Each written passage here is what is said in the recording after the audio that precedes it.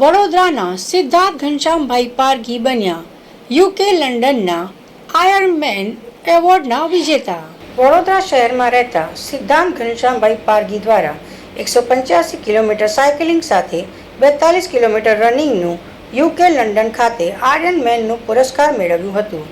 છેલ્લા 2 વર્ષથી સિદ્ધાંત સતત સાયકલની ટ્રેનિંગ મળી હતી અને ત્યારબાદ 16 ઓગસ્ટ 2026ના રોજ લંડન ખાતે પાર્ટિસિપેટ કર્યું હતું, જેમાં રેસ પૂર્ણ કરી હતી અને ત્યારબાદ નોન સ્ટોપ 42 કિલોમીટર દોડ જાડી આયર્નમેનનો એવોર્ડ જીત્યો હતો. એ રેસ મેં ઓનલાઈન ઇન્સ્ટાગ્રામ પર જોઈ હતી અને એમાં લખ્યું હતું કે આખા વિશ્વમાં ખાલી 0.005% લોકોએ જ કમ્પ્લીટ કરી છે રેસ અને દુનિયાની સૌથી વન ઓફ ધ મુશ્કેલ હાર્ડેસ્ટ રેસીસ છે.